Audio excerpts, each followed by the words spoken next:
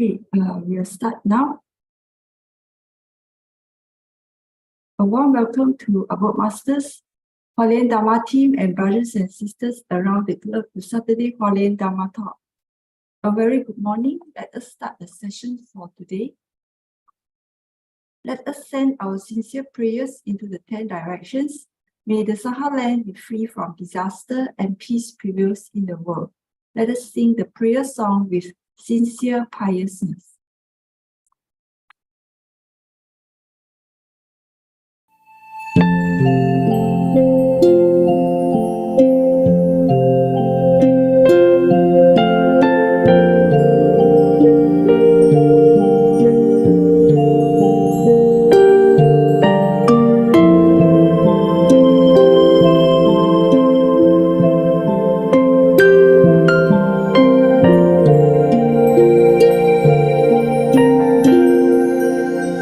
In my heart, I feel deep gratefulness. All my heart is filled with sincere prayer. From all corners of the world, let us join our hearts and pray for a world of harmony and peace.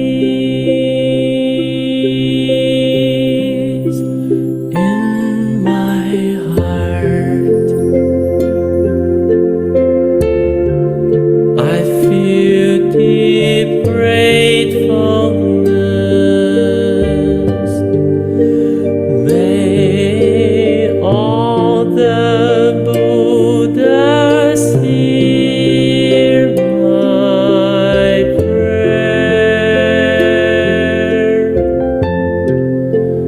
All united with one heart, let us end our hate with love. May there be no suffering hereafter.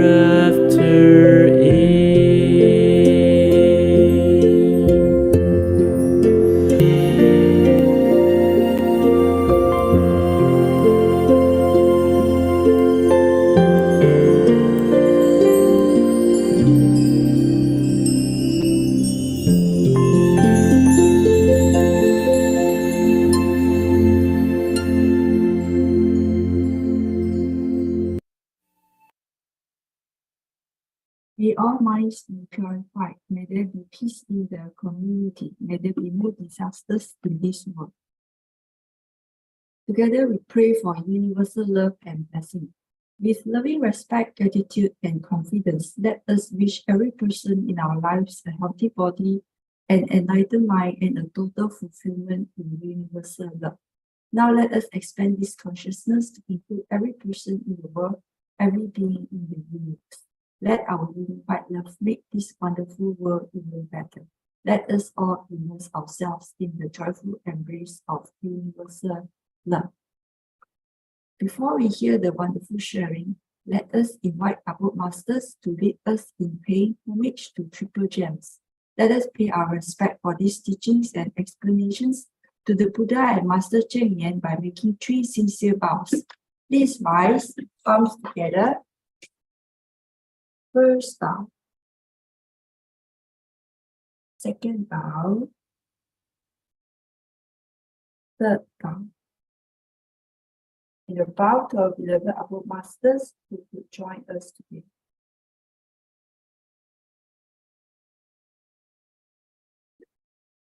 And then, okay, today we have Miss Margo, who will be sharing with us the update on environmental impacts. Miss Margo from Greenpeace Southeast Asia, and followed by Brother Lee Yipang, who will be sharing on the journey of East Malaysia. Okay, before we start the sharing, we'll invite Sister Su Ching for the weekly summary. Over to you, Sister Su Ching. Cảm ơn. Sister Lily. This is my summary from last week. So we had Sister Bina and Brother Chris, and later Brother David Liu spoke to us. So for Sister Bina, she said, in Bulgaria, Sister Bina made her way. A change of plans from Eastern Europe led her to stay. In the airport, in Tzuti uniforms, she caught the gaze of a Taiwanese lady in the bustling maze.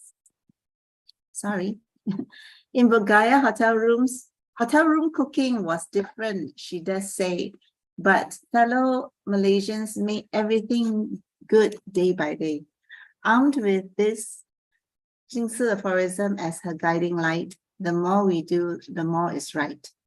With bamboo banks distribution and many missions to unfold, a chance to make the banks from real bamboos was an interesting story told. Washing and cleaning and coated with kind words on each was a joyous feat.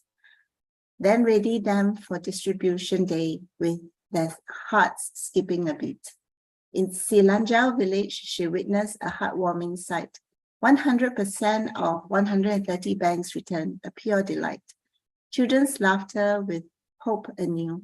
In Bulgaria's spirit rang forever true. The recruitment of Bodhisattvas is a noble cause, inspiring locals and following their applause. Bonding with villagers and forming affinities strong. In Bulgaria is where love and compassion belong. In newfound volunteers, English and Mandarin voices unite, sharing wisdom every day and every night. These fields of blessings with guides so grand, in Bulgaria, Sister Bina experienced compassion passing from hand to hand. And Brother Chris said, in Bulgaria, where purpose led the way, Brother Chris and his home sister did gently sway. Master's aspiration for Bulgaria is very profound, to bring true Dharma on sacred ground. These seeds of change planted in a transformation wheel, challenges abound, but compassion's zeal. There are over 100 NGOs, yet no major shift. What is needed are holistic missions, which is a limited gift. Tzuti considers local perspectives and different views, acknowledging poverty's grip many generations through.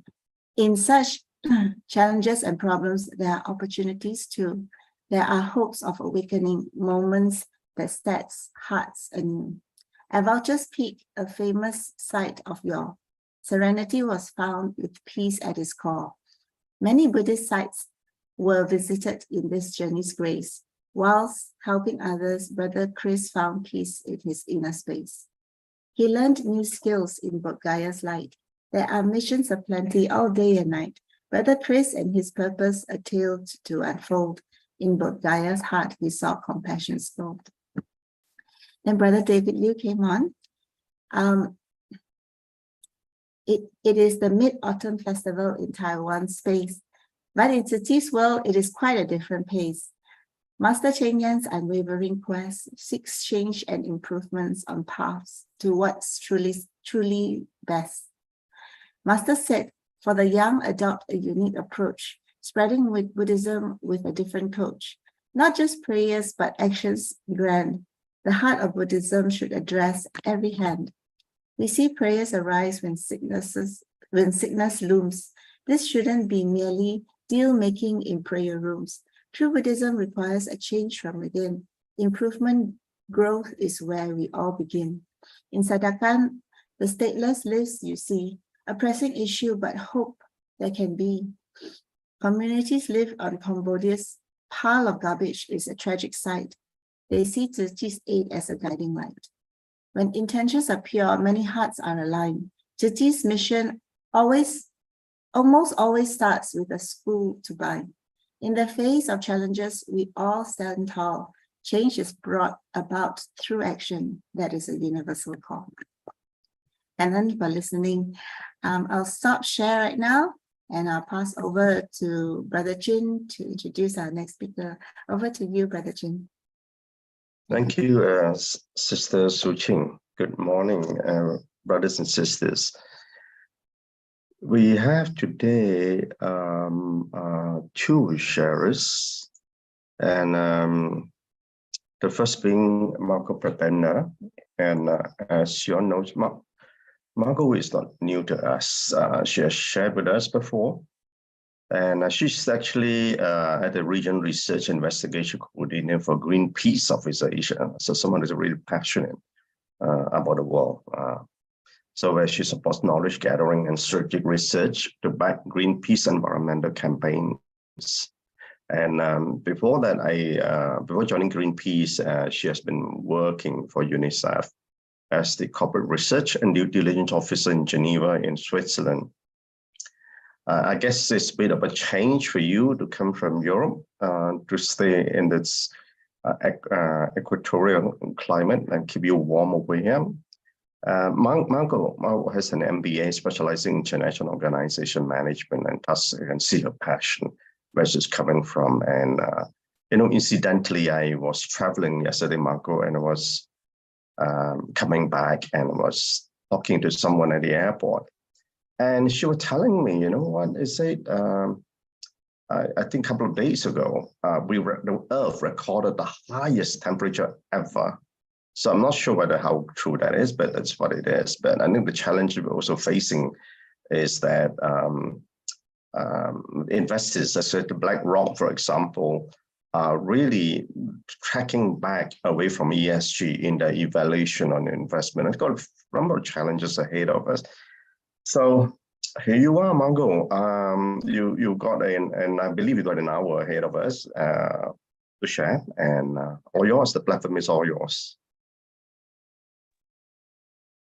Thank you for the introduction. I will start off sharing my screen. 1 second. Okay.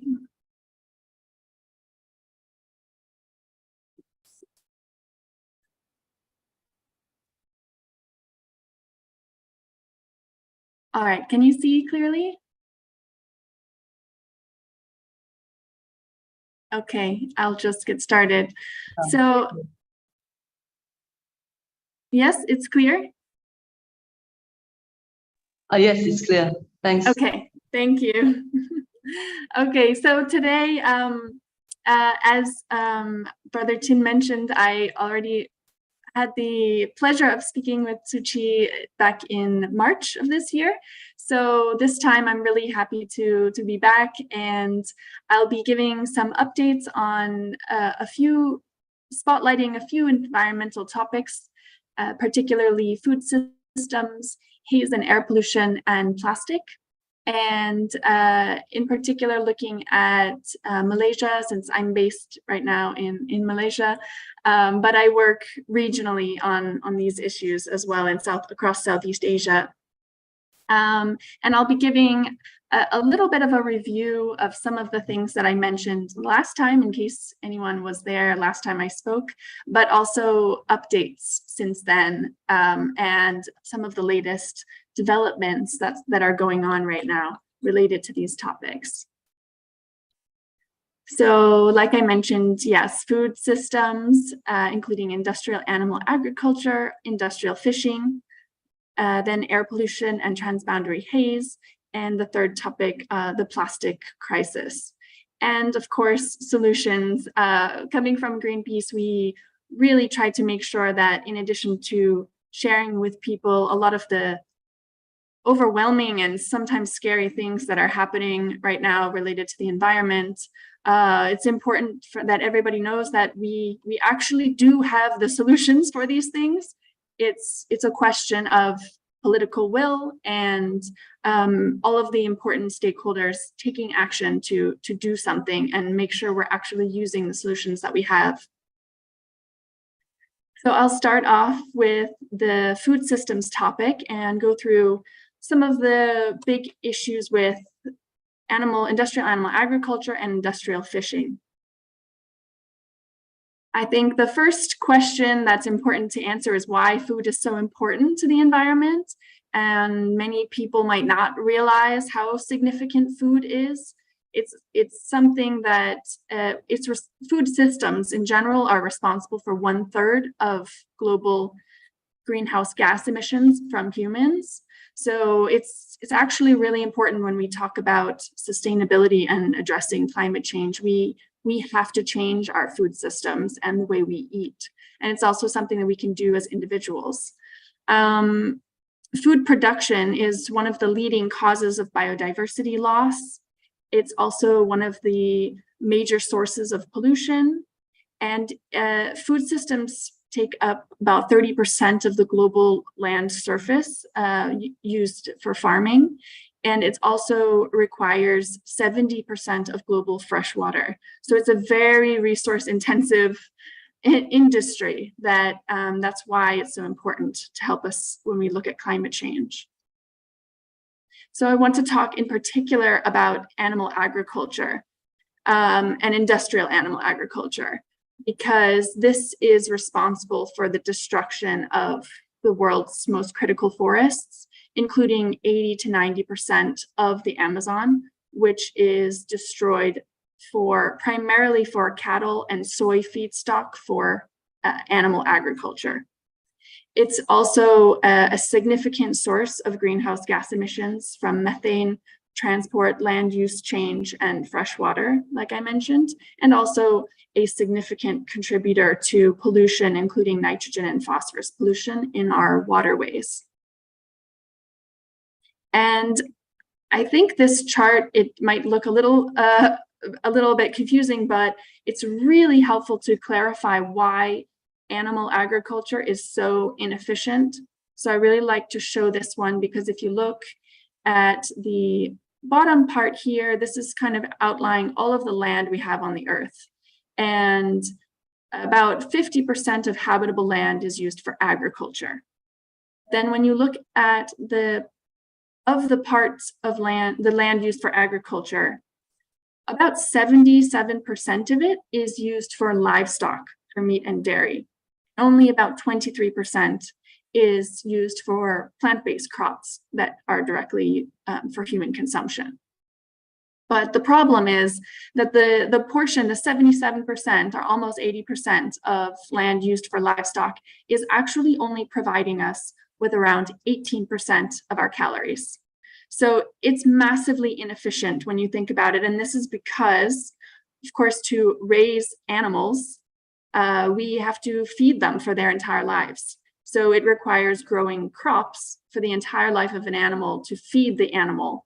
And then that provides one meal for a human. But you can imagine that's taking up a lot of land for feedstock as well as the animal.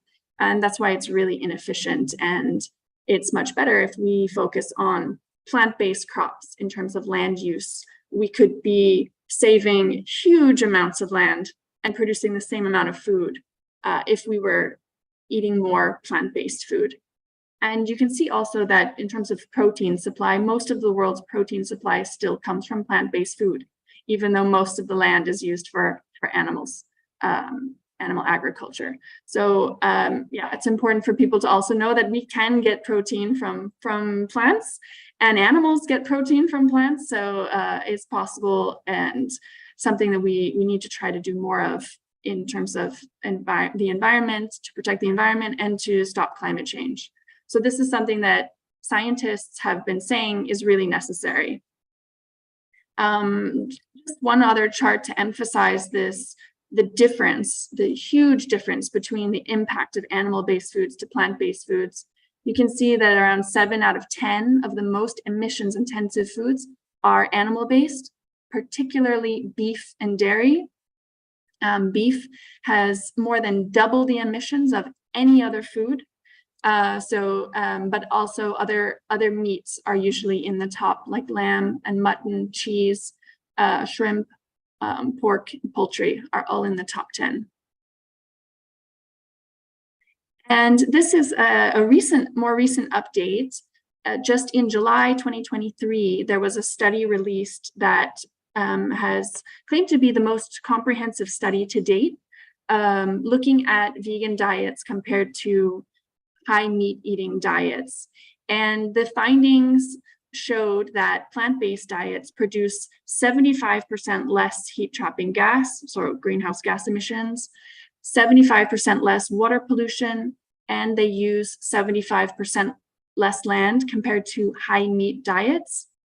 And what I think was interesting is also that the way they considered, what they considered to be high meat diets, which I originally thought might be a lot, but actually it's 100 grams of meat daily, which is considered a lot of meat for human consumption, because we are not supposed to be eating so much meat.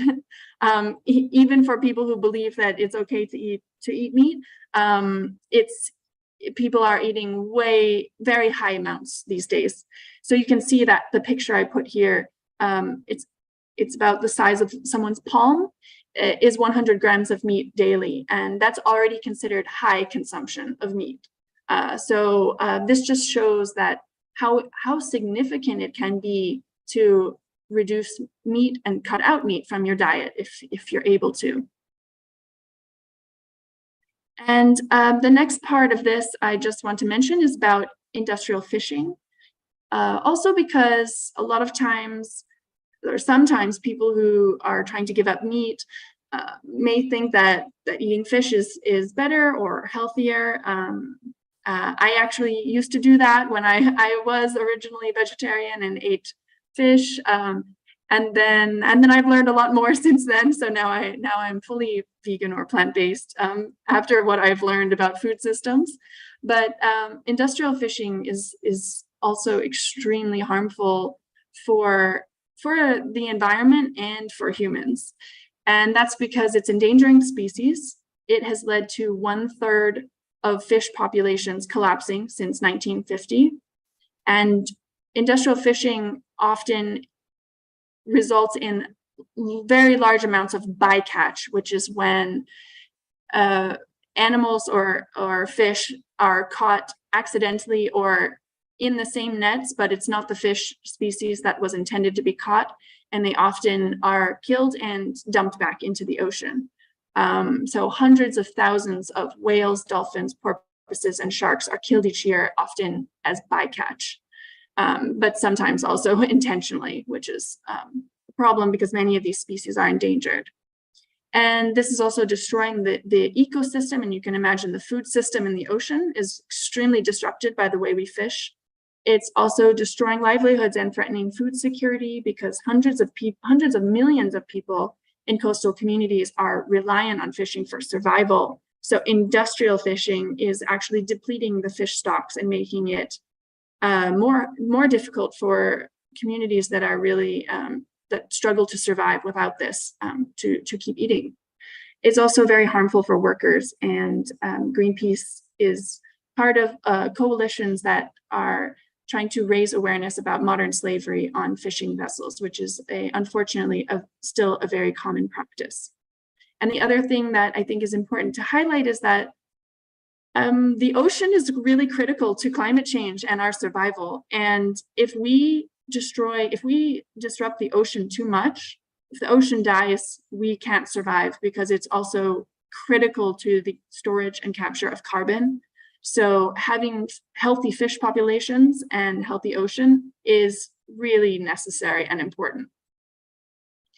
And just to mention a little bit about why this fishing is so destructive, like I already mentioned a bit about bycatch, but there are many very destructive fishing practices that are legal. There's also illegal practices. IUU is the term we use for illegal, unregulated, and unreported fishing, which happens a lot, especially because you can imagine in the open seas, it's very difficult to monitor and enforce and regulate what's happening. So a lot of practices go unnoticed, and it's very difficult to make sure that safe practices are being used. So some of the destructive fishing practices that are common are bottom trawling, which is giant nets being pulled across the bottom of the sea, and they tend to destroy everything on the bottom of the ocean, including coral. So this is also a way that ecosystems are destroyed and coral reefs can be destroyed. Long lining is a practice of baiting thousands of hooks along miles of fishing lines. And again, this is another practice that catches everything that in its path, and often catches fish that are not intended to be caught. Of course, overfishing and fishing in protected areas is a problem, and fishing endangered species intentionally, which is something that still happens. And alongside this, we have the human rights issue, because you can imagine when these vessels are out at sea, and sometimes they stay at sea for years. And a lot of the workers on these fishing vessels are migrant workers. Many of them are from Southeast Asia. And there are lots of cases of abuse, payments being withheld, and sometimes fishers are even killed. And it's very difficult to do an investigation about what happened, because these ships are far out at sea. The workers have no access, no ability to get off, no ability to communicate. They do not have Wi-Fi or mobile connections out at sea. And so there's really no way for them to get away from this situation. And that's often why the abuse happens in the first place. And the other really interesting problem, or tragic problem, is that workers are often forced actually to use illegal fishing practices, even if it wasn't their original choice, because you can imagine the vessels that are often employing labor or abusing their laborers, they also don't care much about the environment. So they are also usually engaged in illegal fishing practices. All right, moving to the second topic today, I wanted to go a little bit beyond just food systems and talk about air pollution and haze, which is something we're seeing right now in Malaysia. The air pollution levels have been quite bad recently, and haze has been increasing, and it's something that we see regularly. So I just want to show this picture to show the contrast of KL. So I'm based here in KL, and in 2019, this was one of the worst haze seasons that happened in 2019, and you can see the difference, which is just really shocking. And I think something that we need to not allow to become normalized. I actually don't like the fact that it's called haze season, as though it's a natural thing, but that's often what people refer to, because every year haze is something that tends to come back. And it's not just in Malaysia, it's happening in many places in Southeast Asia. And at Greenpeace, we focus on this issue of transboundary haze, which we see across the Mekong region, and we see it a lot in Malaysia and Indonesia. So why is haze so bad? Well, we know it looks horrible. You can see it very clearly. And this is obviously because haze is air pollution, and it's one of the really bad contributors to air pollution. I want to talk a little bit about Malaysia in particular, where Greenpeace has done a study on this recently. And we found in 2022, Greenpeace India found that 100% of Malaysia's population was breathing unhealthy air, which is really devastating. This means that it's exceeding the World Health Organization's guidelines on PM 2.5 levels that are healthy. So we're unfortunately all breathing air that is not ideal. And then of course it gets worse at certain times, depending on the location you're in and what's going on. But this has a huge cost. So the cost of this that we identified is an estimated 32,000 avoidable deaths every year in Malaysia alone, and a financial loss estimated at 303 billion ringgit, which is 73 billion US dollars every year. And to put that into perspective, that amount represents about 20% of Malaysia's GDP in 2019. So this is a huge amount of money that is lost. And this financial loss is in considering all kinds of aspects, including healthcare costs, the need to shut down certain activities and industries during haze periods and when there's really bad air pollution, and other types of economic losses that this causes. And even when it doesn't lead to death, there are long-term health impacts from breathing in polluted air. And that includes chronic respiratory diseases, lung cancer, cardiovascular diseases such as stroke, diabetes, and high blood pressure. So these are things that we see more of, and you also see it in areas where the pollution is particularly bad. These types of diseases tend to have more prevalence. And of course, we know that air pollution comes from many sources.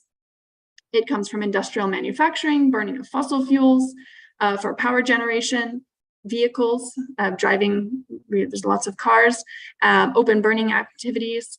But one area that we focus on in Greenpeace in particular is peatland burning, which is happening primarily in the context of Malaysia and Indonesia. It's often happening in Indonesia, and it's really important that we highlight that Malaysian companies are also contributing to it. And it's being financed by other international companies. There's lots of funding from Singapore, Malaysia, and other areas. So this is also why we really emphasize that it's a transboundary issue. It's not just an issue where we can say one country is responsible.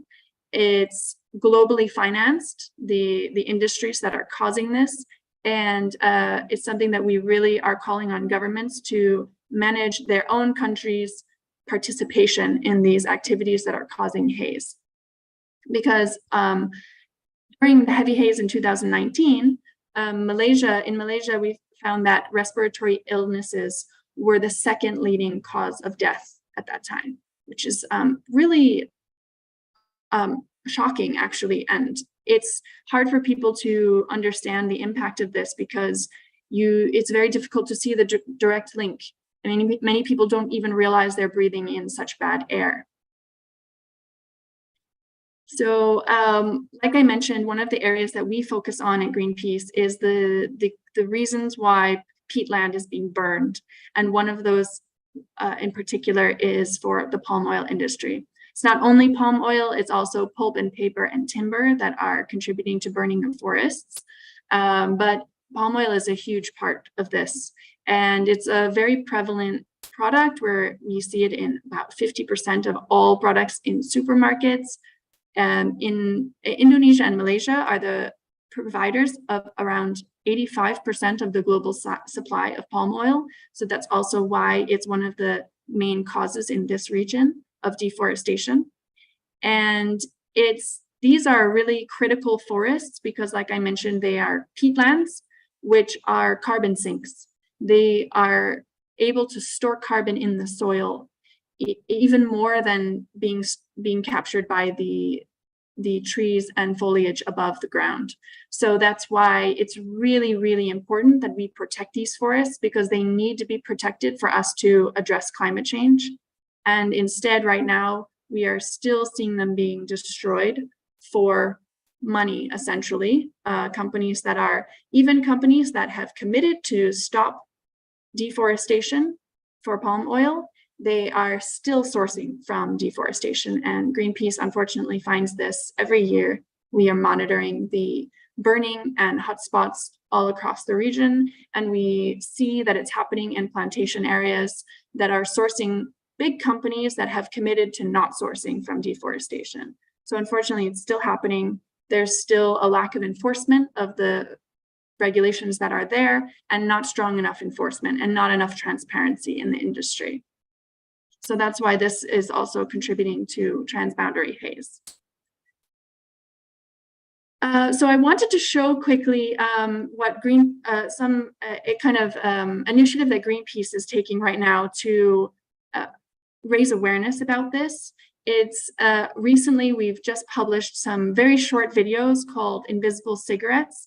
So I wanted to play here. That's about 20 seconds. It should be really quick, but I think it's quite powerful. and hopefully you also find.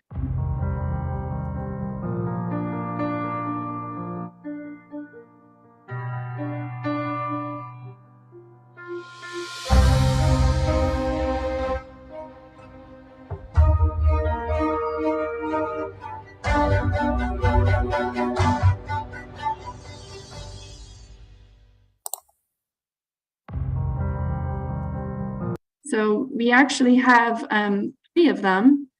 The first one was about children, which are one of the most vulnerable populations to air pollution. The second one here is about elderly.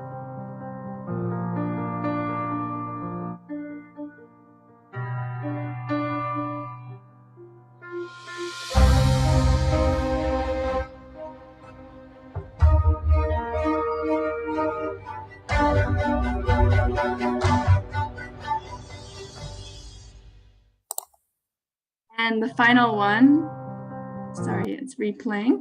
The final one here is highlighting the risks to pregnant people who are also among the most vulnerable populations.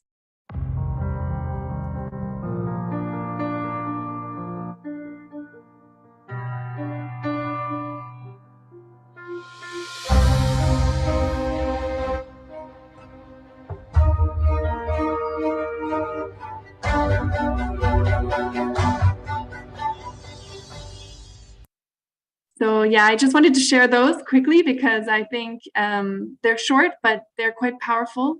And it also highlights, it's one of the ways we're trying to raise awareness about this. And you could see in the messaging that we are trying to inform people that regularly breathing haze with an API, air pollution index of 500, which has happened in Malaysia, could be equivalent to smoking around 23 cigarettes in a day.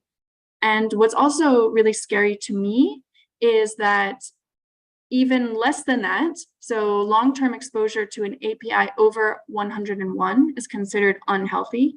And that itself may be comparable to smoking around 4.5 cigarettes per day. And if you have paid attention to the news recently, and if you're in Malaysia, the API has been over 100 almost every day recently.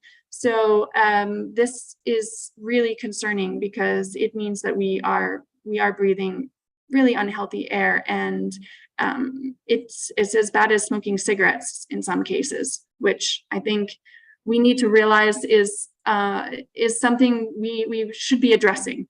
And so what Greenpeace is doing about this is trying to pressure the government to push for a Transboundary Haze Pollution Act to hold Malaysian companies accountable for their involvement in activities that contribute to haze in particular. And hopefully we'll go even further than this. Of course, we're also really demanding that the government shift from fossil fuels to renewable energy, which would also reduce emissions from power generation and fuel consumption. But yeah, there's a lot of ways that we need to address this air pollution issue through changing our activities to more sustainable practices. And next, I wanted to also, there's a short video that Greenpeace Malaysia worked on, particularly related to transboundary haze issue. I think there's time for this one as well, because it's supposed to be a video trailer, like it's a teaser that will share a little bit more about the issue of the transboundary haze. And hopefully it's entertaining and also informative. So I'll play that now.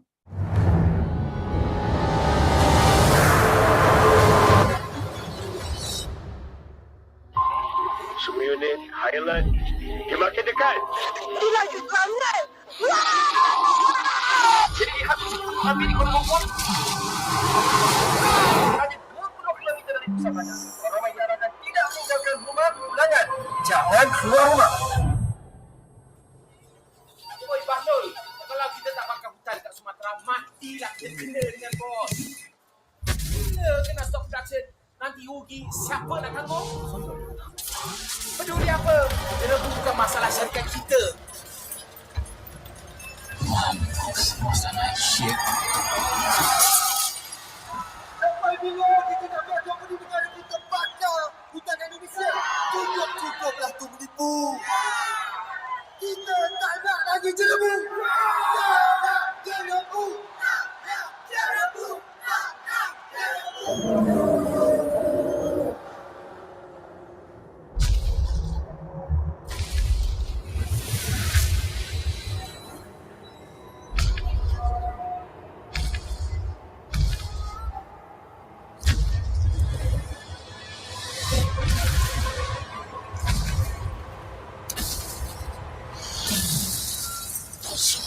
Manusia tak bersyukur. Kau ingat kau besar sangat ke? Kita bantu rakyat. Kita bagi kerja. Kita bagi Duit tak boleh beli udara lah. duit boleh beli terus Mars. Sial.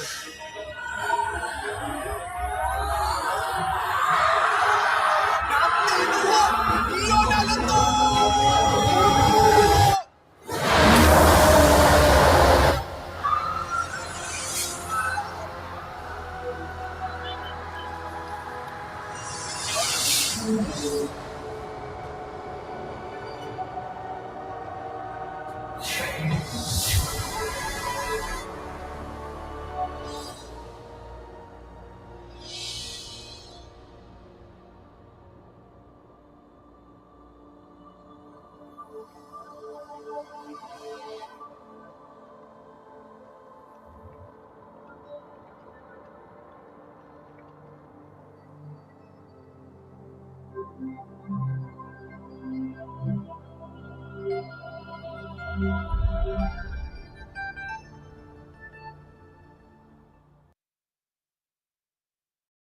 So thanks for listening to that. I hope it was interesting. I think just to summarize, kind of the main point or takeaway we have from this is that we need to be asking ourselves the question, is profit and economy the most important thing, and should it be the most important thing when we talk about haze?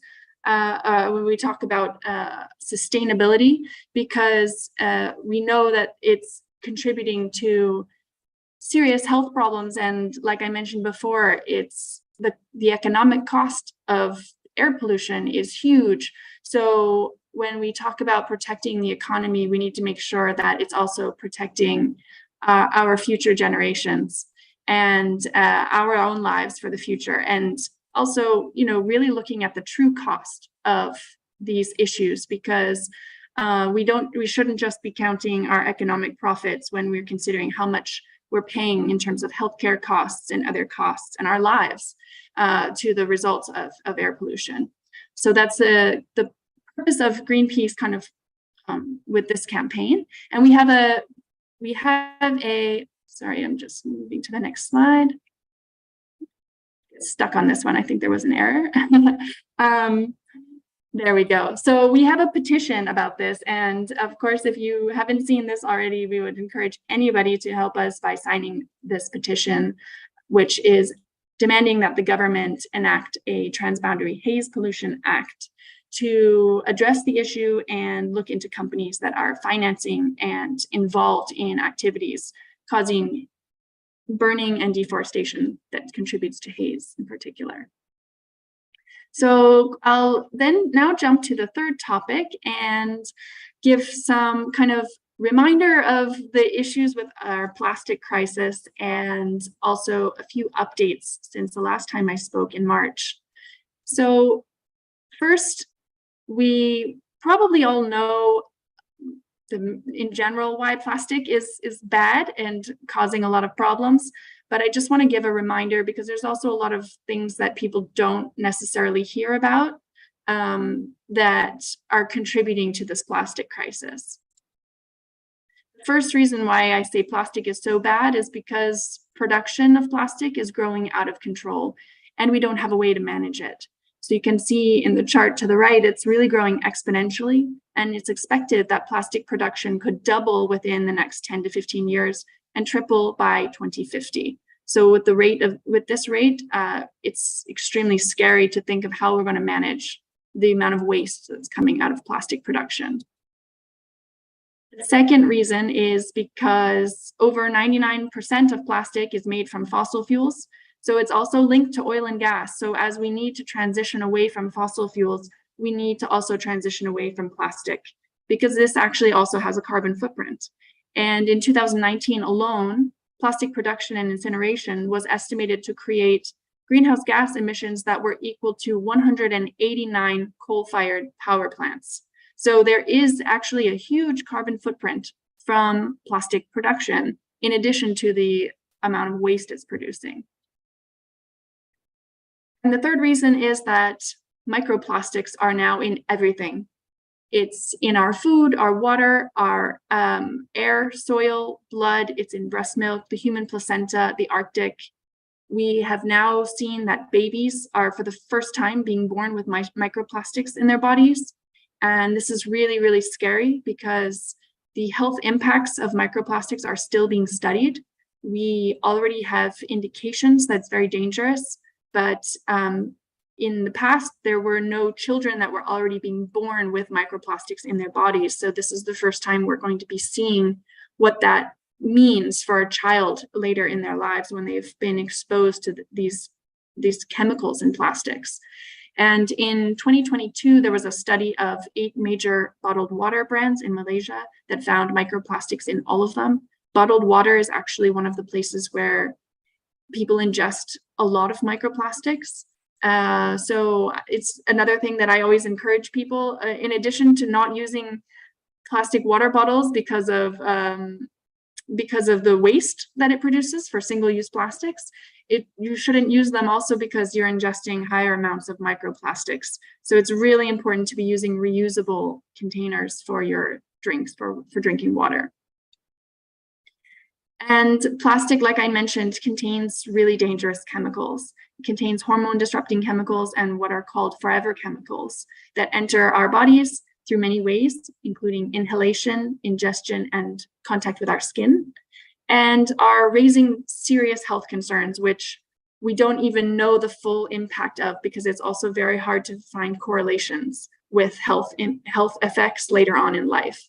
But we do know that many of these chemicals are very concerning.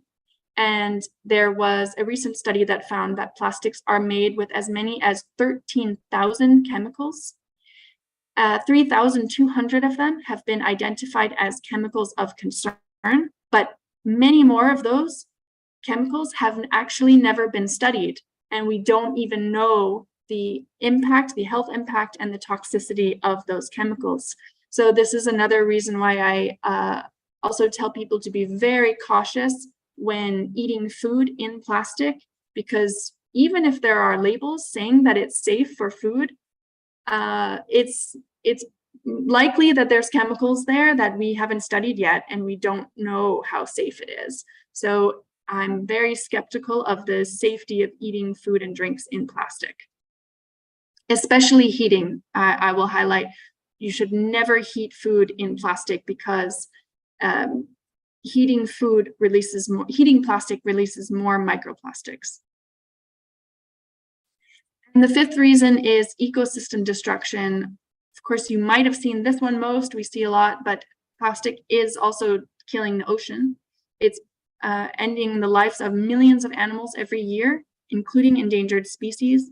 It's really scary because certain species like sea turtles think that plastic bags are jellyfish and they ingest them. So we're finding more and more animals are actually dying from the ingestion of plastic waste in the ocean, in addition to microplastics that we find in, even another thing is that also in fish, one of the higher sources of microplastics is in seafood, because seafood is now ingesting so much plastic, which is really sad and scary. And the final reason is that plastic pollution is linked to social injustice. So often plastic waste is traded globally and sent to countries with less regulations. A lot of plastic is sent to Southeast Asia and to Malaysia. And that's because it's accepted here. it's still some plastic is legally imported here. And the other problem is there's a huge black market for plastic waste trade. So we're still seeing illegal waste being traded globally and dumped. And it's often dumped in lower income, marginalized communities that tend to have higher rates of cancer and asthma. And often these communities have less resources to seek help to stop this type of horrible pollution and dumping that's often illegal. So next, I want to just highlight a few things that we at Greenpeace we call false solutions, which are the things that the oil and gas industry, which is part of the plastics industry, it's the petrochemical industry, they want us to believe will fix the problem of the plastic waste crisis. And as Greenpeace, we are trying to highlight that what we want to be really clear about what are the real solutions to this crisis and what are the solutions that the industry is trying to distract us with. So the first one is relying on recycling to solve the plastic crisis. Recycling, of course, can be important, particularly for circular materials like metal and glass, which can be infinitely recycled into the same quality material over and over. But for plastic, it can at least delay the material going directly to landfills, but most plastic degrades in quality and can only be recycled once or twice at most. So it's not an actual circular solution in the sense that plastic eventually ends up in a landfill. So we cannot rely on recycling to solve the plastic waste crisis. Also, we know that recycling just hasn't worked in the past. Less than 10% of all plastic has ever been recycled globally. So it's not a solution that's feasible in the world today. And the industry has known this. They have known that plastic recycling will never solve the crisis, and they have tried to hide this and push the problem onto consumers to tell us that all we have to do is recycle and then we won't have any plastic waste. But that's not actually the reality. So we really emphasize that recycling should be one of the last options in a truly circular system. Before recycling, we need to be reusing and refilling our containers and not sending anything to waste. So like I mentioned, we know, and the plastics industry knows, that we can't recycle our way out of this plastics crisis. And focusing on recycling is a way that the industry distracts us from demanding real solutions, like reusing and refilling our containers. And it is possible. There are parts of the world and companies that are implementing these solutions where they use reusable containers. They even have collection points for reusable containers to be dropped off again. And this is what we need to be switching to. People bringing our own reusable containers, but also companies need to offer those solutions for us instead of pushing single-use products onto us. And like I mentioned, recycling puts the responsibility onto consumers and the public when companies need to be taking responsibility for this as well. Another really tricky thing that is often promoted as sustainable now is biodegradable and compostable plastics. The problems with this is that it first perpetuates ongoing single-use and throwaway culture, requiring new resources instead of reusing. And the other thing that many people don't know is that biodegradable and compostable plastics actually can't be recycled, and they contaminate the recycling process. So it's really tricky that we have these products now being introduced and not very clearly, it's not being clearly shared with us what to do with them. And the other problem is that they usually require special facilities to biodegrade or compost, including industrial composting facilities, because they need very specific conditions to actually break down. So we don't have those facilities in most places. So it's really misleading for companies to promote and say they're sustainable now if they're offering a biodegradable plastic, when actually the plastic might end up in a landfill anyway, and it might never break down because of the conditions that it's in. And they still may be releasing harmful chemicals. So just being biodegradable doesn't mean that it's actually healthy or sustainable for the environment, which is really it's frustrating that companies are now using this to kind of mislead us. And other things that we are seeing more and more right now is solutions being proposed like incineration, pyrolysis, or waste to energy, and chemical recycling and advanced recycling.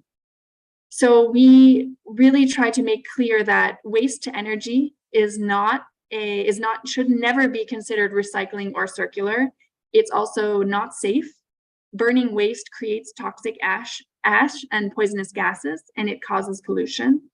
And it requires fuel. And some studies have shown that incinerators can even waste more energy than they produce because they constantly need to be burning new material. And they're also perpetuating this single-use throwaway culture where we have to continue creating new products from raw materials and then burning them. So it's really not a solution for a circular system. And these facilities are often very expensive, taking years to build and create a very small number of jobs.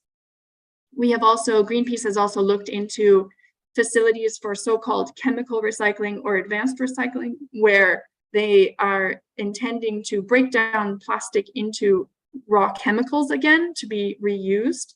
But we really highlight that, again, this is not recycling, it's not circular. And many of these projects we found are not viable. And many of them don't even have any promise of becoming viable in the long term. So it's another way that the industry is distracting us from pushing for the real solutions that would be circular, like reuse and refill. So yeah, like I mentioned, that we need to push for these real solutions. And this is what I've been talking about when I say circular or reuse and refill. This is the zero waste hierarchy that we're pushing for, where rethinking and redesigning our systems to have a closed loop model is the top priority. And this would allow us to reuse and refill our products primarily, also refuse and reduce unnecessary plastic and packaging. And we see recycling and composting as kind of one of the later steps if we're unable to reuse and refill and redesign our products.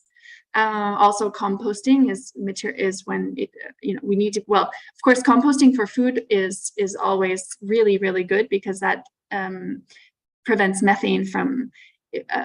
When food waste goes into a landfill, it produces methane. So it's actually really bad to put your food waste into the regular trash. It should always be composted. But then also, this is really focused on plastics in particular. Then repurposing our materials or upcycling and downcycling is another thing that we can do. And of course, ideally, we want to eliminate any type of material going to landfill for no repurposing in any way. And one of the latest updates I want to share is on the Global Plastics Treaty, which is happening right now. Their governments are discussing the first global plastics treaty ever. This is kind of a historic moment. UN is leading discussions. There have been already global meetings about this, and just a few weeks ago, a zero draft of a global plastics treaty was released, meaning the first draft text, and governments and companies and civil society are meeting to negotiate the actual final text that's going to come out, hopefully next year. Right now, this process is exciting because it's the first time, but we're seeing that the plastics industry, is really controlling the narrative and trying to prevent meaningful change from coming out of these discussions. So Greenpeace is pushing for a strong global plastics treaty that will end plastic pollution and cap and phase down plastic production to transition to a low carbon, zero waste and reuse-based economy, and also make sure we look at human rights in the process. So another petition here that I will share also after this, that we would be very grateful if you could sign the petition if you're interested to contribute. And finally, I will just conclude here before I open up for maybe some questions, since I think there might be time. But I'd just like to highlight that we all have a role to play in terms of how we address these problems. I think that government, businesses, and individuals have to be doing something right now to prevent climate change and prevent things from getting worse. One of the biggest things we can do as individuals is vote for climate and make sure we demand from our governments that they pass and implement policies protecting the environment. We also have to make sure that businesses are implementing real solutions and not greenwashing or false marketing and pretending that they are sustainable when they're not actually protecting the environment. And then, of course, as individuals, we need to try our best to change our consumption habits to shift away from single use and push for reusing items and questioning what we really need. And I like to highlight here a few things that individuals can do to make us feel more empowered. Shopping without plastic packaging, shopping, even just starting by refusing plastic bags when you go to the supermarket is one step. And of course, reusing your own water bottles is really a great way to start for people who haven't. Especially saying no to plastic, and particularly for food and drink. Like I mentioned, I would encourage everyone to never store hot food in plastic and not heat up in the microwave anything in plastic. Buy local, of course, that's helpful for the local economy. Eat more plant-based food, say no to meat. Grow your own food if you can. Even in the cities, it's possible to do little things like growing herbs and having small gardens on your patios. Composting, like I mentioned, is really, really important to keep food waste out of landfills. And reusing, repairing, and repurposing what we have. And then questioning what we don't need and not buying things just because they're marketed to us. And finally, I just want to leave with a slide encouraging everyone to get involved if you're not already. I know the Su Ching Foundation is already very active on some of these issues, which is amazing. But if you want to support a bit more, right now, the two petitions that I mentioned, the Global Plastics Treaty petition and the Transboundary Haze Pollution Act petition, are two petitions that we're really pushing right now to hopefully get enough signatures to pressure our governments to do more. And of course, volunteering and supporting organizations like Greenpeace, Malaysia Vegetarian Society, Zero Waste Malaysia, and others that are working on this, in addition to the Su Ching Foundation, are also ways that you can get more involved. And the photos on the right here are some of my photos from the way I shop in KL and Selangor. There are zero waste shops where I refill my containers and buy things in bulk so that I don't buy any plastic packaging. And that's all. I will stop here, and if there's time, I can open up for Q&A. So I'll pass it back to... Thank you, Sister Margo. I actually have a list of burning questions from myself, but let me open up to those who are in the Zoom right now. Any questions for Sister Margo? Okay, now I have my opportunity then. Right, I think it was the second or third slide, I can't remember. And you were listing down lists of the industry on I think the greenhouse gas emission. And I couldn't help but looking at the cooking oil, there were three categories. There was palm oil, there was soy oil, and there was olive oil. Now, I wonder if you have the data on a per capita basis, because that will give a better perspective on consumption per person, different types of oil. And obviously, because if the population consumes, say, more palm oil, you would imagine that obviously as a whole, palm oil will be a lot more negative. So I think on a per capita basis, that will give a fair comparison. That's my first observation. And I like your point about fishing, especially so topical now on what's happening on the discharge of nuclear wastewater into the sea. So we may not even need fishing and destroy the fishes in the sea. And this has a longer term impact because if the small fish are contaminated by radiation, the big fish will eat it, and over a period of time, they will perpetuate through a very, very long period of time. On the point about palm oil industry, I know, I'm aware that the government is trying to gather the initiative together. I'm talking about Malaysia right now, and trying to set targets on this, especially on replanting exercises that have give greenhouse gas emission.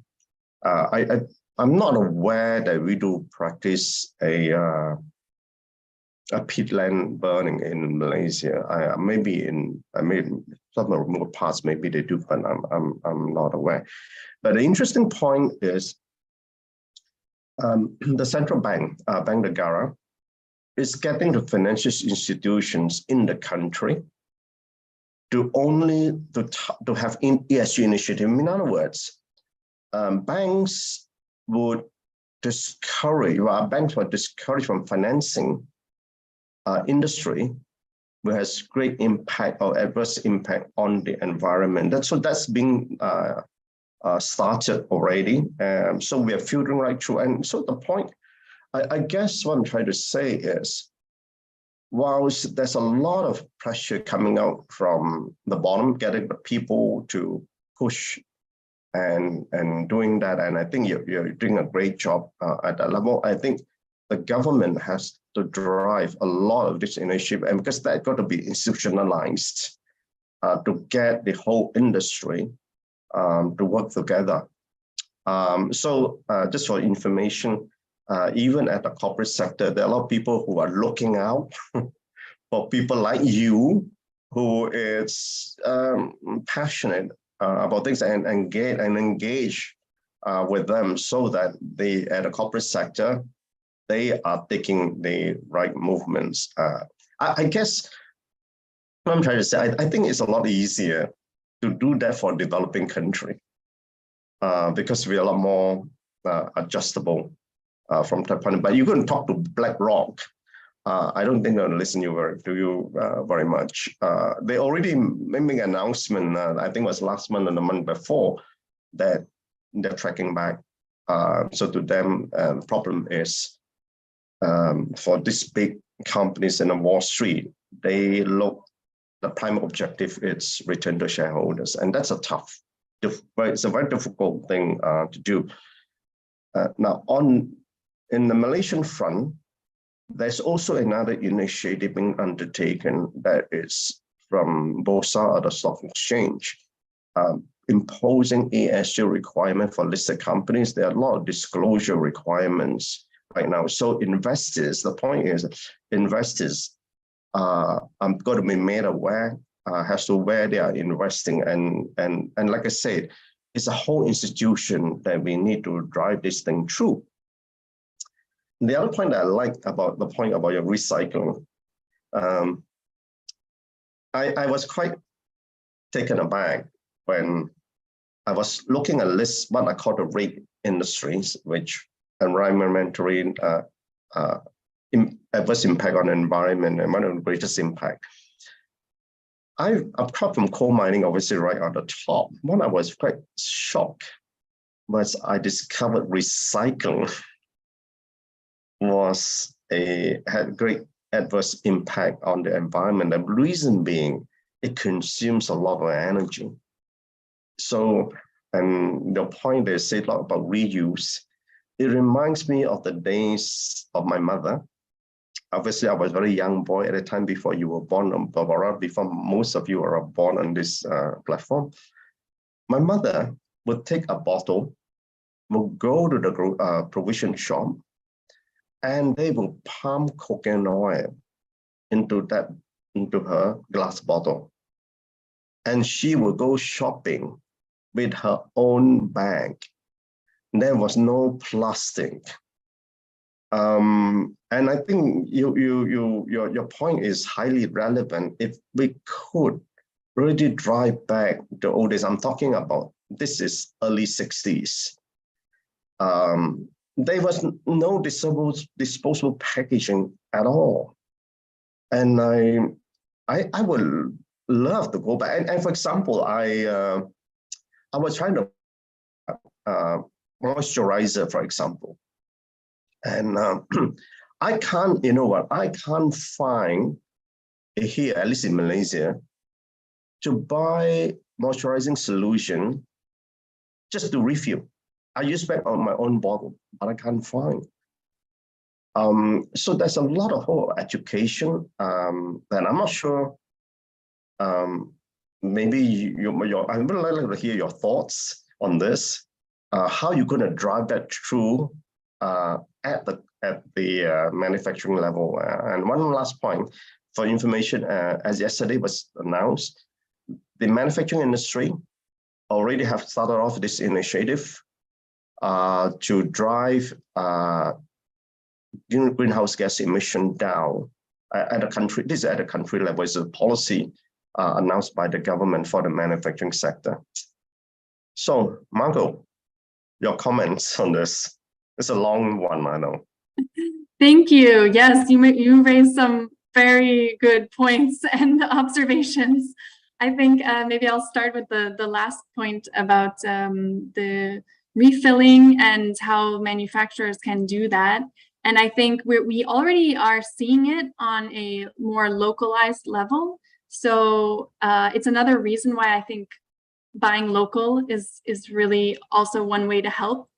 There are zero waste shops, so you can refill your moisturizer at these places. Actually, it is happening. We just need the bigger companies to get more involved as well, because of course they're having the bigger impact. And there are some really great examples of solutions that are happening in certain areas of the world where there are third-party container companies that are collecting and reusing and cleaning containers so that these businesses can create collection points. One of the ideas that we are trying to push for the bigger companies is when they sell a product, they need to recollect the container after, and they should be able to reuse that container. So one way to do it is to have a deposit for a certain amount of money. When you buy that is a deposit for the container, and then when you return it, you get that deposit back. So it encourages people to bring it back. And this kind of system has been really popular in certain areas of the world where on a smaller scale right now, but it's something that is scalable. We can be doing it. So hopefully we get more of that. But in the meantime, you can support your local zero waste shops. If you Google zero waste shop or bulk shops, they're becoming more common. I see them everywhere in the world now.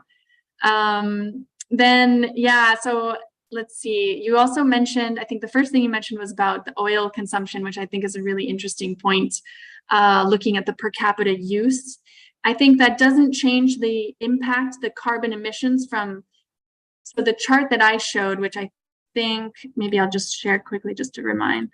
I think this was one you might have been referring to, where it shows the emissions from different types of foods, and oil is on here. So palm oil is in the top 10.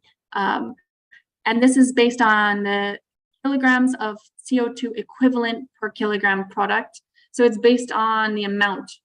And then, of course, if we use a lot of it, that makes the impact, of course, greater. But for each kilogram of oil, palm oil actually has quite a large carbon footprint. And I think this is probably also because palm oil is produced in areas that are deforested and in peatland areas. So it's not only creating releasing carbon, but it's destroying the forest that should capture carbon. So it's a high footprint for that one. But yeah, a good idea to look at the per capita use as well in the future. And also, you made a comment about government needing to drive these initiatives. Absolutely, these things need to be institutionalized. I think one of the problems we also see, though, is enforcement. Even when there is a policy in place, it's not easily enforced. And that is particularly what we see with palm oil. the industry is not transparent, and the companies and the governments have committed to addressing this, and we're still seeing the land being burned. And that's the problem that Greenpeace is trying to raise. Is it's not enough to say we commit to stop doing that. Because there's not enough transparency in the supply chain to make sure that they are not sourcing from areas that are using deforestation. So yeah, I've stopped there because otherwise I can keep going forever. So thank you. Thank you so much, Sister Margo. I got lots of other questions, but it's a very interesting topic. And thank you so much for sharing this. Maybe we can take a photo, Sister Su Ching, before we pass on to Brother Lee to come on. Sister Su Ching. Yes, I'm online. Yeah, it's Brother Lee. So, sorry for delaying you for a few minutes. If we could. It's okay. It's okay.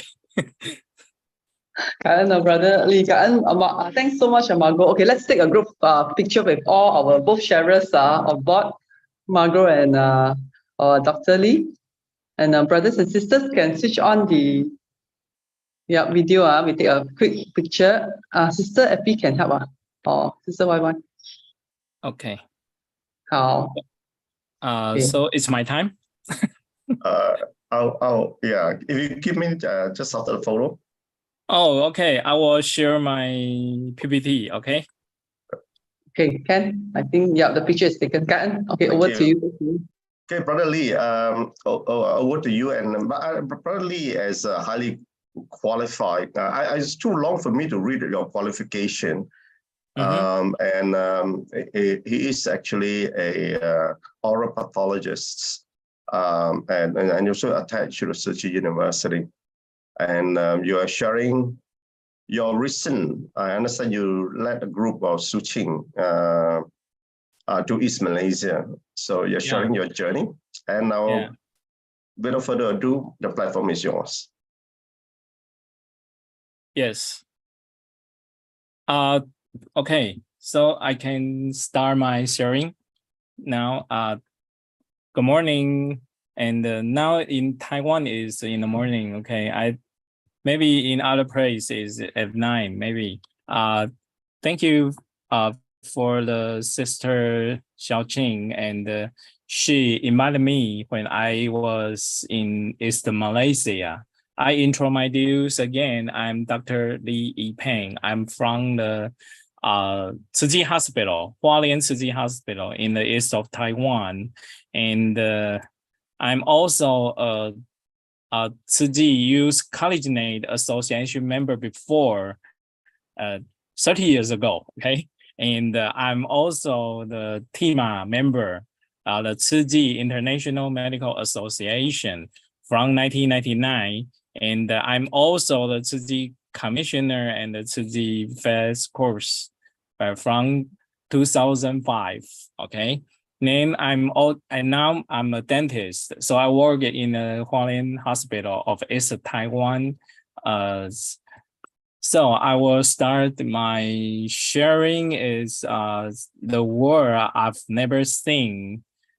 The journey of East Malaysia. I think I will tell a short story because I go to the 8 days, but after my, I collect my photos. I think today I will speak a small story in the East Malaysia of the KK. KK is Kota Kinabalu. Okay. We have a Su Ching Learning Center there for the stateless children. Stateless means they don't have the illegal citizen of the Malaysia. So they cannot go to the normal school. They don't have citizen rights. So they live in the far from the city, the suburban. They live in the suburban, even close to the sea. The locals call name, the wrong is black wrong, just like this. At first, I have to apologize for my poor English, okay? And I think the Chinese is my mother language, my mother tongue. So I speak Chinese is very well, but English is my stepmother language. Stepmother means not familiar, but I will use my I will do my best to express in English to let you know, okay? So I use the English PPT, English words, maybe you can understand, and I use the videos, so this story, make this story easy to understand, okay? Since the story begins from a phone call from Su Ching Foundation, and a sister asked me, would you like to be the leader of the Su Ching Collegiate Educational Interaction Team to East Malaysia? Wow, I think I'm a doctor, I'm a dentist. What can I do in the educational interaction team? Wow, what will we do there?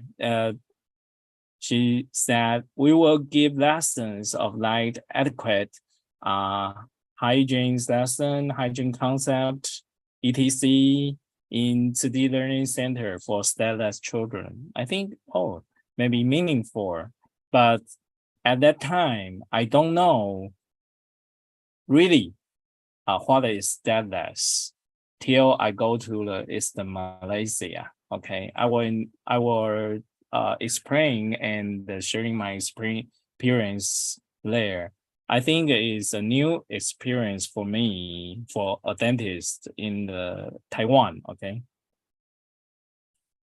so we take airplane and from Taiwan fly to the East Malaysia, and we have 8 days journey to the Sabah. Our first station is Kota Kinabalu, and the second station is Sandakan, and the third station is Towu, Towu, but in Chinese is Douhu. And in Chinese, second station is Sandakan, and the first station we go there. I think it's got a simple name is KK. Okay, so we talk KK is the first place we go. We stayed first place for 3 days. Then we got 2 days to the second station, and third days in Douwu. And I think I meet Sister Su Ching in there, right? So she invited me to have this sharing, and I accept without much more thinking. Okay, I think maybe I can use my simple English to let many people knows how how difficult the life in East Malaysia of these stateless children. Okay, and we preparing for the lesson because it's an 8 days journey. So our students preparing for the lesson plans. Our lessons include loving animals, how to be polite to our parents and our elderlies, and the oral hygienes of toothbrushing. That's my duty, okay, because I'm a dentist, so I teach them. And they also have some kind of lessons, and they also learn the sign language, because in the program they got the chance to performance some sign languages. So this is in the airport. We are going to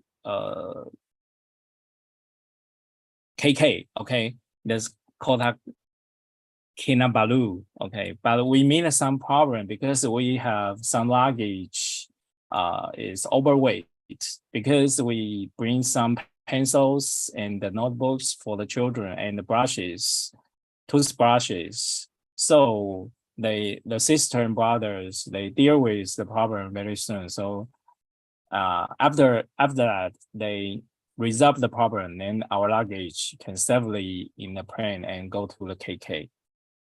Okay, this is the time we are waiting, and our Tzu Youth Collegiate Association members, they are college students, university students, and they are waiting, and they use the time to to practice their silent language. Guess what song they are singing, okay, in sign language. It's a Galasam Lake because we have tested yesterday, but we still can see some actions just like this. Did you see that? Yes, but their silent language is in Chinese silent language. So maybe if you have learned some silent language of Chinese, maybe you can read. But it's all silence. You also can hear other sounds from other place, but not from our students. That's the beautiful place of the silent language, I think. Okay, very elegant and no noisy. Okay, that's the yes. Then you will heard some sound from my mouth because I'm taking the video.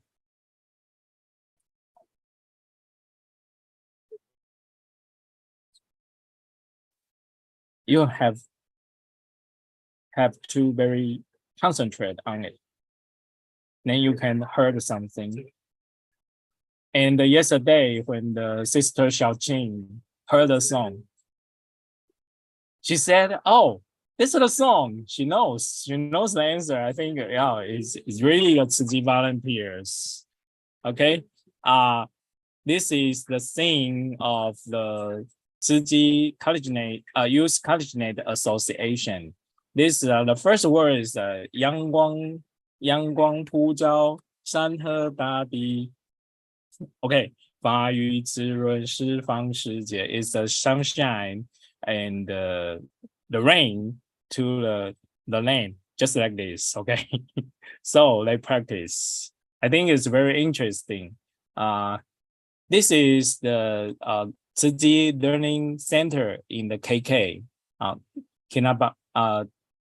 Called Kota Kinabalu. Okay, so this is their teacher. Their teacher is in blue shirt, and this is the students, the student children in the class. They have the Tzu's uniform, and they got a very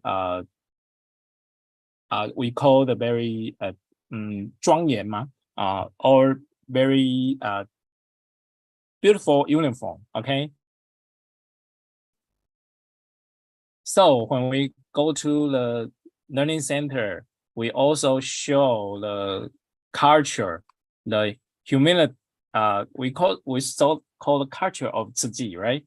We made our shoes in line and very straight. Okay, then we teach the oral hygiene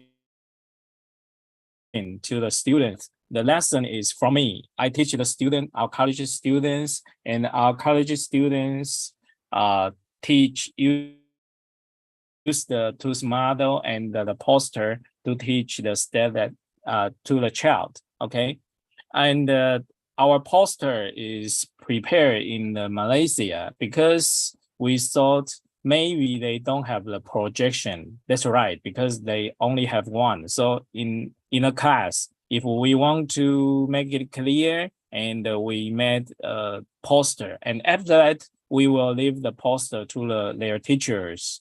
Then they can review the oral hygiene, the concept. Okay, just like this. And after that, we give every student a brush, then that then can brush their teeth. Okay, and this is the lesson to tell the student how to love the animal, and the animal is very poor, so don't eat them. That's the match the the mercy of Buddhist, okay? And to be a vegetarian is also no kill the animal, right? So we have such a lesson for them. And the other lesson is tell them how to be polite, how to have a good manner to others. And this is the lesson they are drawing, okay? The content, the lesson is about how to love the animal, okay? And they are very concentrated. How can you image that they are stateless? So they are so cute and they are so concentrated. They have no difference from other school students, even our child, but they are still in this difficult situation. And I'm happy that Su Ching Learning Center give them the opportunity to learn what they have to learn, okay? This is a corner of the KK Su Ching Learning Center. And you can see our school is not as the usual school have the concrete wall. They are made by steelless, and they got wires. They don't have real windows, but still sweet, but still have the meaning because they got Zu Ji, Master Zheng Yan's Jing's aphorism on the wall, okay? And after school, we accompany with the student back to their home to visit their home, okay? And this is the way to the student's house. And we can see we got many things and we go to many students' house. And this is the way to the house. We can see the student, they after school, they come together to talk and smiling and laughing. And but we also see the environment is still difficult and dirty, you know, what above the water and the dirty mud, and also have a bad smell, just like stinky. Okay, have you ever tasted stinky tofu? Oh, the bad smell is more than that. Okay, this is the way to the student's house. We can see from a concrete road become the wooden bridge. The wooden bridge is made by the small wooden pieces of woodens. Oh, this is the better one. Then you can see they walk as if they're walking on the flat ground, but we are very terrified. We are afraid to walk this because you see the besides the underground is the black mud. Oh, very, very terrible if we drop off. Oh, that's a terrible things. Okay, this is our students, their work. You see that.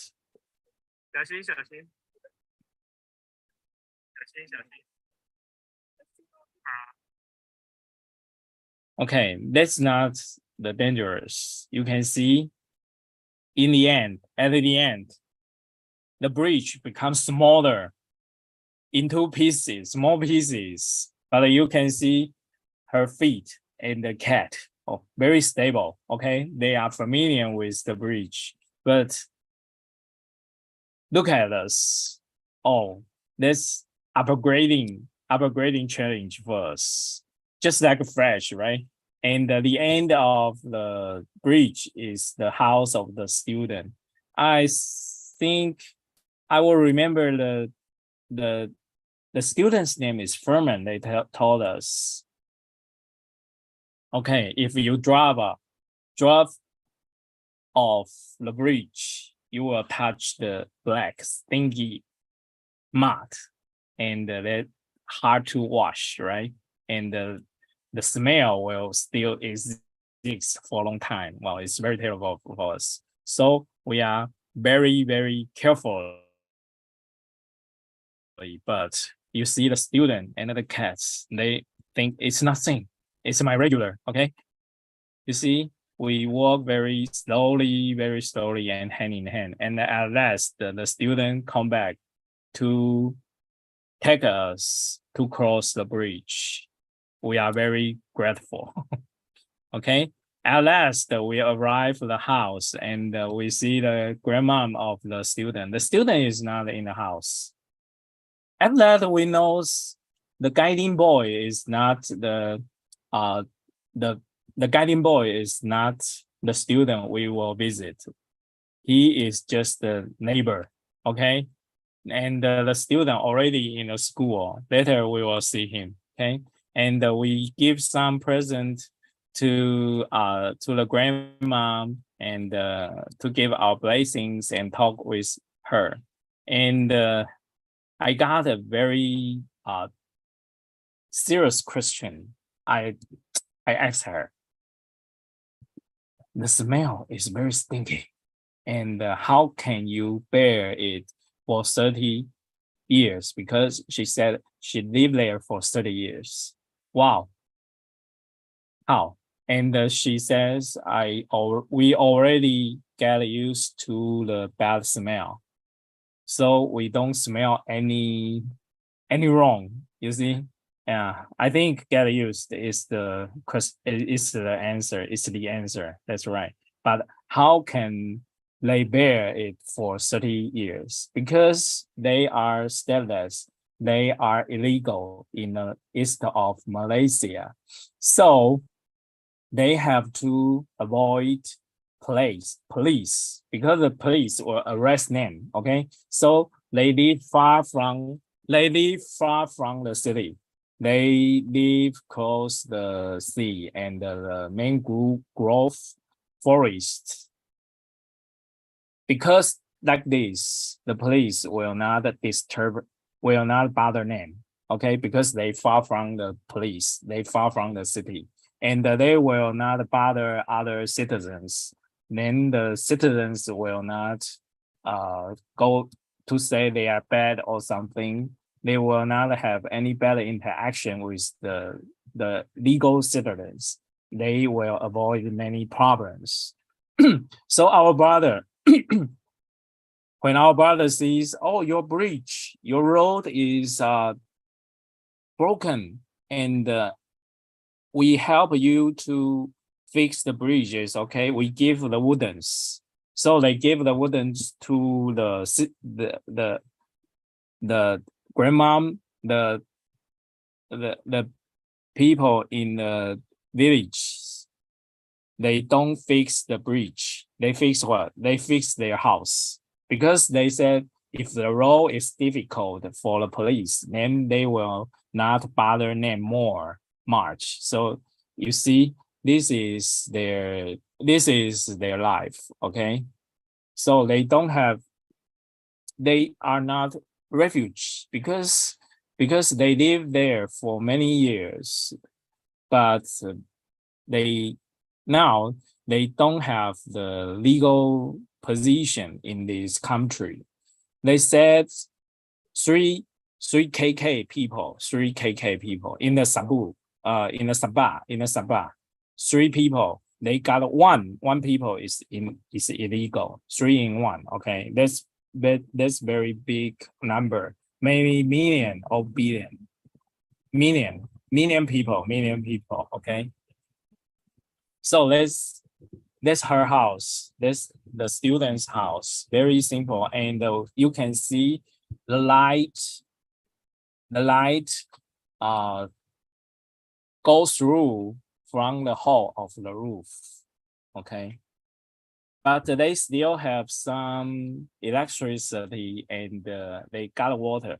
The water, I'm curious where the water comes from. They said that the water, they don't have tap water, but they go to buy the water from other place. So you see they have barrels for the water, and the electricity is they stolen from other place. Okay, they stole from other, they steal from other place. Okay, this you cannot say, but this is so their life is very difficult, just like this. They just can live in such terrible place. Okay, the coming go to the house is a problem, and the back to and go out of the house also the problem. Okay, you see, we also work very carefully. We are very afraid of dropping on the mud. And you will ask a question: anyone drop in the mud? Yes, some sisters, brothers, Tzu brothers and sisters tell us, yeah, some of them were dropping. Okay, and at that time, and that day, one of our students also drop in. Okay, oh, that's very stinky. So I'm very happy that our visiting house is not this. We don't visit this family. It's far from, and you see, got only one piece. So wow. So there's got many good skill. Okay, the police will not go to this place because it's very dangerous. Okay, this is very skillful. This is the way back. We go back to the learning center, and this the sweet smile and patient. You see this child, very cute. Okay, so because their wooden bridge is very terrified, so our Tzu Ching volunteer give them a concrete road in concrete. You say very flat. Okay, you see our volunteer is very happy work on this road. They are very happy. Okay, this is the way to the learning center. The learning center is in this room, but in the top of the hill. So we have to walk upward. This is our learning center here, and some children have keep up with our steps to the learning center. Yeah, they are curious. And in the learning center, I really know and meet the students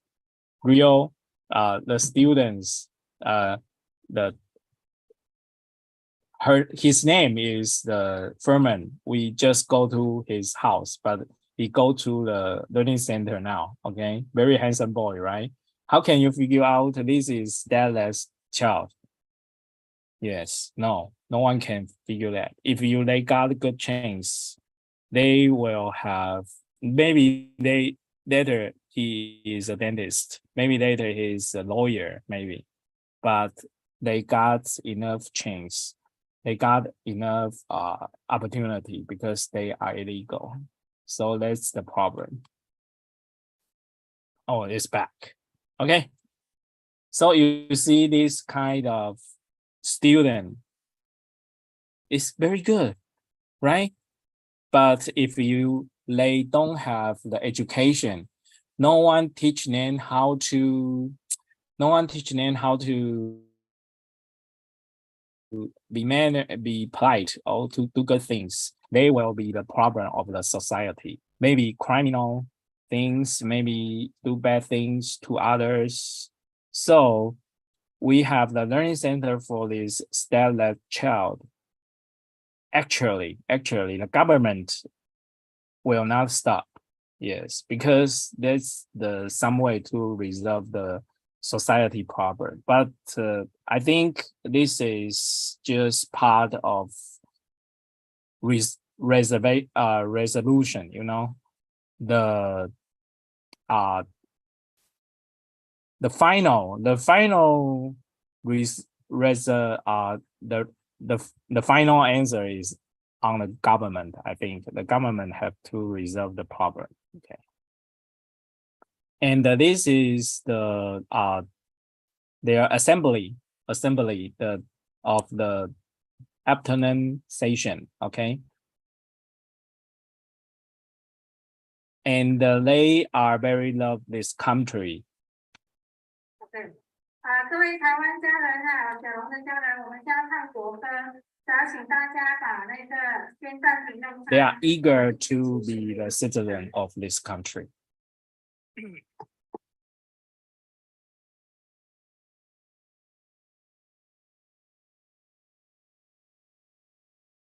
Mau belajar diminta. This is in Malaysia, Bersedia where their teacher says. nyanyi dengan penuh semangat.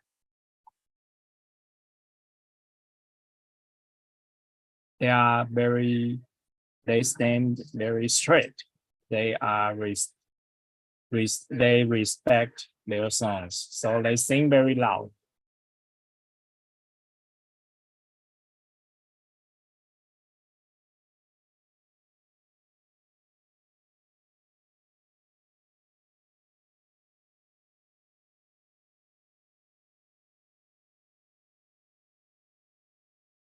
I think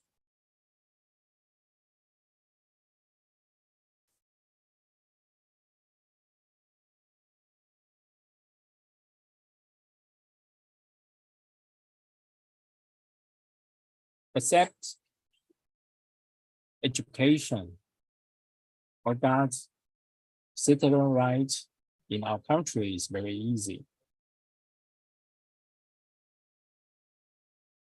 You think? It's mine. Why do not have? They don't have the rights. We cannot figure out this problem because they are illegal.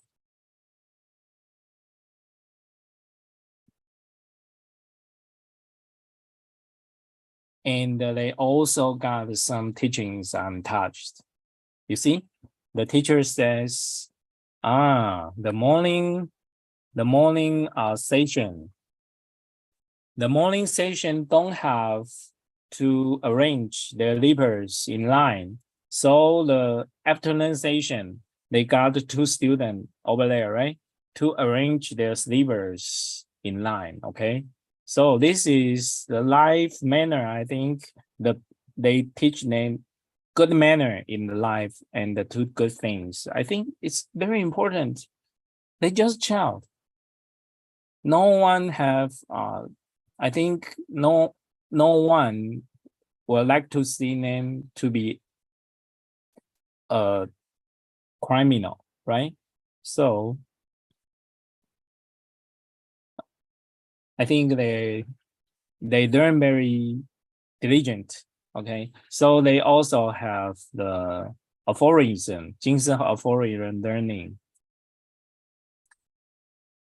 and they speak in Chinese, and also in Malaysia.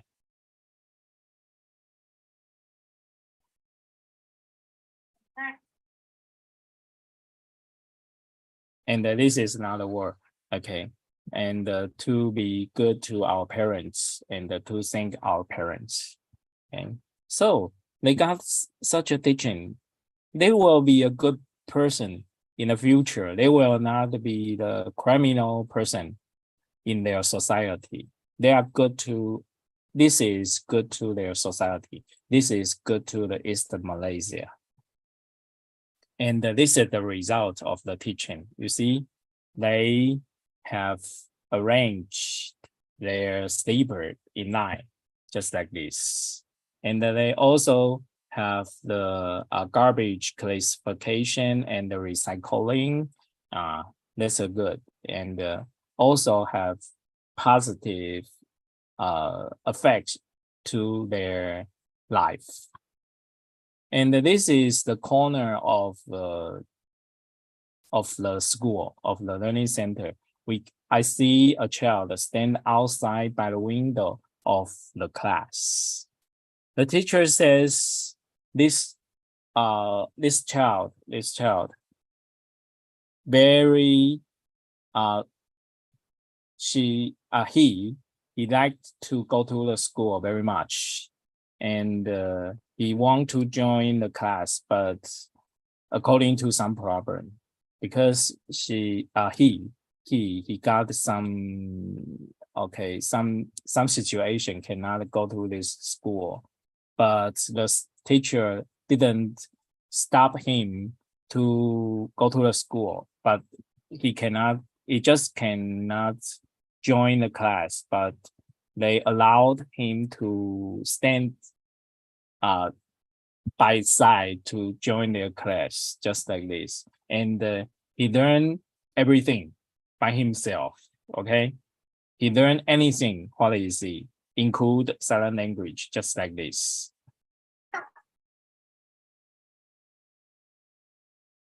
And very precise, very correct.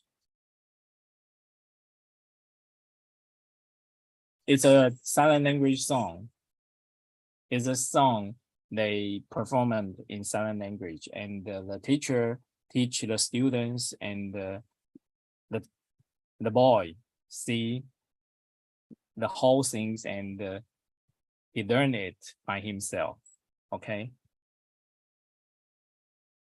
And this is the way back from the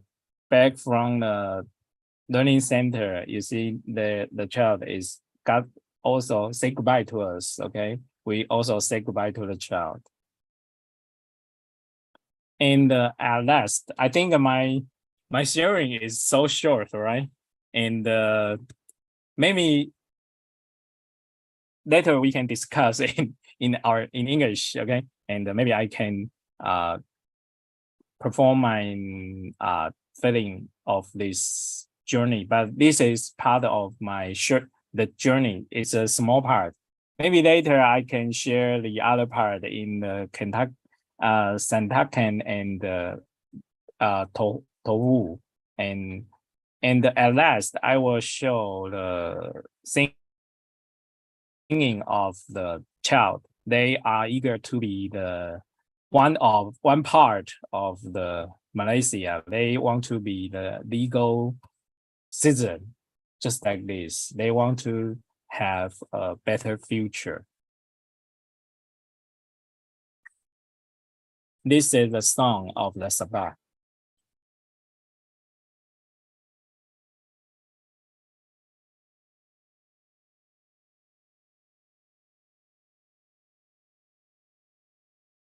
You can see they sing very loudly.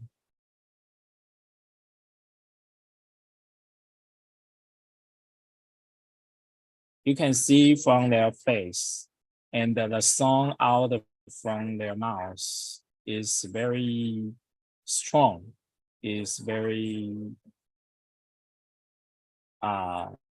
loudly, and very concentration.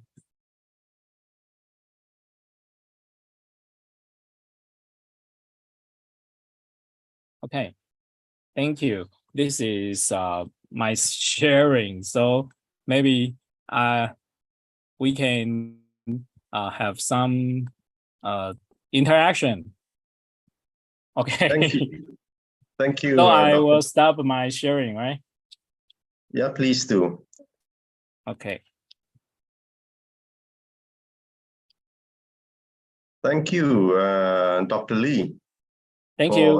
a very heartfelt sharing and taking the young ones along with you. Yes. Showing that a part of the life. So I think, brother, the slide is still on, though. Excuse me. Pardon me. Okay, you go up to your top of the screen. There is share. That says stop share. Yeah. You stop share, and the slide should be off. Okay. I will. Can you do that? Yeah. Okay. Just like this. Excellent. Thank you. Excellent. So thank you so much for the heartfelt sharing. And despite those very difficult conditions, you all went through that. And is this your first trip to East Malaysia? Yeah, that's right. And I'm very you think I got some? I'm amazing, amazing, and I Right. see many things I have never seen. Okay. Right. Yeah. What have you been? The Eastern Malaysia is very beautiful, you know. Yeah, we go to, yeah, they got heaven, and maybe they got the black wrong. Right. They said black wrong, okay, ZONE, black wrong. Yes.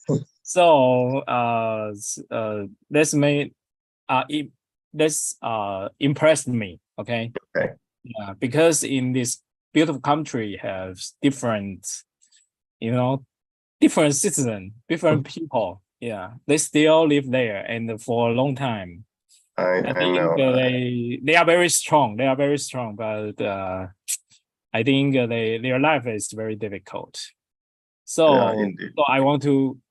That's why I want to.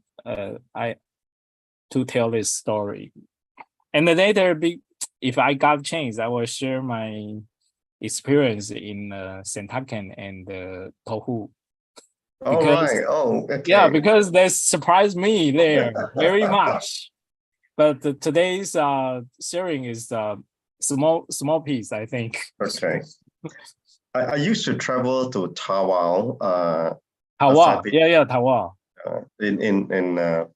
In the early days when I have meetings there, I used to go there every other month for a period of time. So I go to Tawau actually more than I go to KK or Sandakan. In my early days when I was doing. Oh, really? Yeah. I still so you're Malaysia? You're Malaysia? I'm Malaysian. Yes, I'm Malaysian. Okay. Yeah. So I'm very familiar with the things that you saw in there. Okay, so let's open up to brothers and sisters. Do you have any question to ask Dr. Lee about the sharing? Also in Chinese is okay. Yeah, in Mandarin. So for those who in wish Mandarin. to. Okay, so and the thing that touches me. Okay, let me put it this way. If I ask you and say, and this is your first trip, if I were to ask you and say, from this trip, if there were three key lessons that you have that you want to say, I've maybe something you expected, something you didn't expect. What are they? Three key lessons? Yeah, what are the three key lessons from your trip that you went with the group of young Su Ching to this particular place?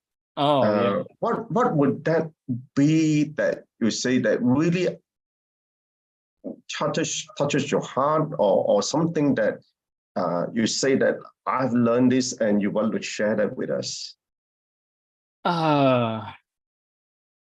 I think I have never seen such a situation in a country, because my most knowledge, my most knowing is from Western Malaysia. I go to Singapore. I have never been to Eastern Malaysia. You have been first surprise me is wow, this country is separate into two parts. And east go to west have two stamp, and you don't have the stamp, you cannot go out. And they limited your stay for 30 days, right? Only 30 or 6. Yeah, this is a country, but different, just like a foreigner to another country. This is my first impression.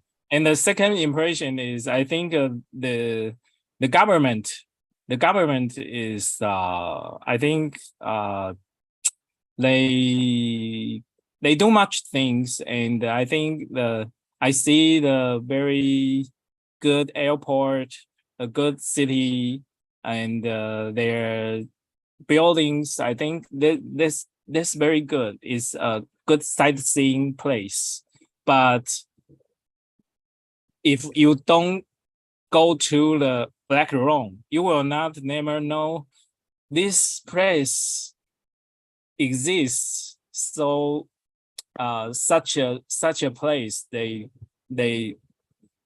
if you are a tourist, you will never know this place.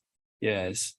So Right. I think our Tzu Chi volunteer do good things to them, I think. Yes. Okay. Yes. Right. I'm very grateful of their doing. Excellent. I guess, yeah, absolutely correct. You've been to Kuala Lumpur, right, Dr. Lee? Huh? Have you been to Kuala Lumpur? Kuala Lumpur, yes. Yeah. Yes. So you can see a very drastic difference between the two. And even Yeah. for me, when I used to travel there a lot, I have to bring my passport. Really? To go there, or at least I bring what you call my identity card. But I used to have a special passport. It's called East Malaysian passport that I need when I go to either to Sabah or Sarawak. Oh, yes. Now, one very interesting point that you brought up was you asked the question to the people there. It say it's such a bad smell. How can you stand that, right? Yeah, that's right. And they responded to say, I don't smell anything, and I'm used to it. Yeah. I thought that was a I think from the point of cultivation, and it reminds me of what Master used to say, that when we are ignorant, we don't know we are ignorant. Yeah. Right? And it's just, we live in this Saha world or in samsara, and we are ignorant. And that ignorance, we do not know whether we're doing the bad things, and therefore we live with it. Yeah. So our life is conditioned by the environment that we are in, and we take it. That's okay. So I thought that point was really awakening when I hear that answer. And that means I, as an unenlightened being, I also need to look at myself whether there are things that I am doing now I'm totally not aware of until someone asks me the question, right? Yeah. So That's assuming right.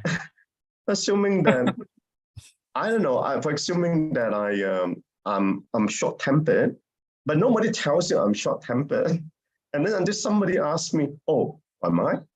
I don't know," and I guess the other point that you made was you want to give them a better condition, like education, for example, so that they now understand maybe that's not the way to live. Maybe I need to get out of that. And then the picture of the boy that you shared, maybe he want to become a lawyer in the future. Yeah, right? that's right. But that's the point. I think our Tzu Chi Learning Center give him the hope. Yes, that's right. So and I think it's a part of the education process that we need to set their minds to wake up from, no, this is not good. This is something you can do yourself, and come out of that. Yeah. And very much that for myself, I don't know what I'm in because I'm ignorant of my own faults. Yes. So I thought that was a great learning point that came out from that.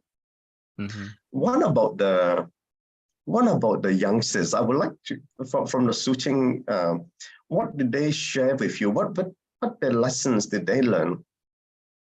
Oh, you mean our Tzu Chi youth, our college students? That's right. Yeah. Yeah, they are amazing. The beautiful scenery, but also surprised by the black room and the child. They think the child is very cute. They are very cute and have the patience, and they are very pure. But their life condition and their environment is really, really bad. And the students think themselves they are they got good environment. They cherish their what they own now in Taiwan, you know. So they will think themselves very they are lucky in this don't All right. they are not in so bad situation. I think it is most of students will think like this. Okay. Right. Excellent. I guess when I was young, my mother used to tell me, "You never know how lucky you are," right? Yeah. And then because my parents obviously went to more difficult condition than I have, and they brought us up, so they have to struggle, and we don't appreciate. So each generation has will always pass in a better condition. So we never understood the more difficult condition, and that reminds me on the point about like what the Buddha did. But he was a prince, but he actually went down to the ground and get rid of those pleasurable condition to train the mind, I guess. And I think that is also another lesson that we can learn from that. So are you planning to have another trip? Maybe I think if I got a chance, maybe I will come back again, because you know the last day I will leave Douhu. They got Tawa. They got a free clinic later the next day, you know. They asked me if you can stay for our free clinic. I think no, my ticket is booked. Right, so maybe next time if I got a chance, I will join the free clinic to help the people to solve their teeth problem. Okay. I got a chance. Okay. Thank you. Right. Okay. And there's another place further from Tawa. It's called Sambona. I'm not sure if you heard of Sambona. The big city with Kuala Kinabalu is the biggest. Second is Sanagan. The third is Tawa. Sanagan. Yeah. And then further a little bit away is a place called Sambona. It's by the sea, of course, and that's a place that you will take a boat all the way out to the island, and it's a beautiful. Yes, island. I heard that island is most exciting, right? Yes. If you go there the next time, I mean, the one is not because I've heard the brother says they have like a free clinic over there before. Yes. Right? Yes. The government has done a lot of work also to protect the environment in some of these islands, because too many to do diving, and so they contaminate the sea a bit. So there's a bit of a restriction at the moment. Yeah. All right. So now, we only got 1 or 2 minutes left. Any questions for Dr. Lee in here? Sister Su Ching, yes. Dr. Lee Bang you're very happy to hear that.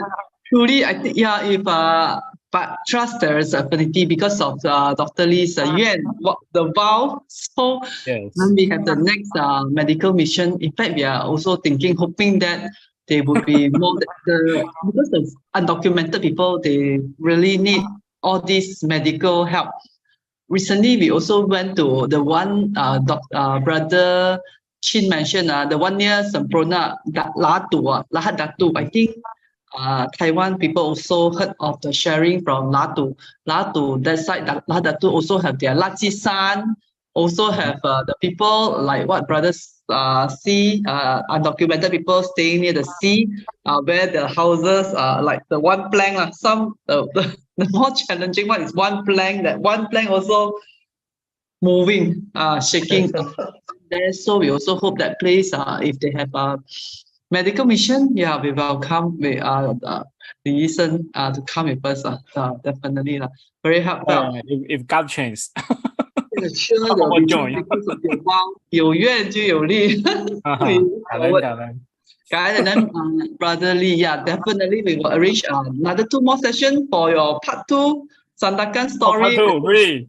We deal?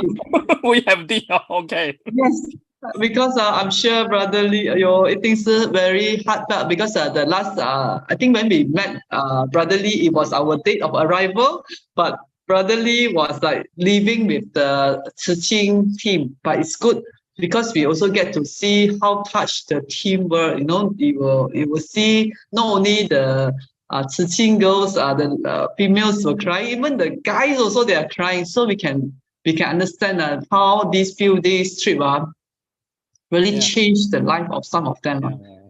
And Brother Lee, you all did a good job also guiding the students well. Over here we have 宝莲师姐，我们斗湖师姐有在线上。宝莲师姐有方便 video OK 这个就是宝莲师姐，我们的黑区变亮区的师姐的 anchor 我斗湖。感恩我们去那边给你照顾了，感恩 carefully care heartfully care。 I think 宝莲师姐她想讲2句，可是她的宝莲师姐 muted， Can you unmute then 李医生可以听李师兄希望不久的将来你会在斗湖参与我们这个义诊哈。好，感恩，那我有机会我一定去哈。好，感恩你啊，感恩今天的分享，希望不久的将来还有part 2、part 3、part 4。好，真的对，part 4 好，感恩 part 4就是去义诊之后啦，是的，好，感恩。感恩 OK back to Brother Chin. Thank you so much, Mrs. Su Ching, and wonderful. So we had an excellent sharing, and hopefully, Brother Lee, we will hear from you about part 2 and part 3, maybe part 4. Okay, thank you, and I will do it. Okay, thank you. Excellent. So, shall we offer our 3 bows, and when we close the session? Okay, we have the first bow. Second bow. Third bow. Okay, Kanan, brothers and sisters, thank you so much for this morning session and your time. I've become very early in the morning, and with the sharing by Brother Lee, they will set us to start the day with a compassionate heart. Okay, Kanan, thank you. And Brother Chin, wonderful hosting. Our sharers. Take care, everyone. Stay safe.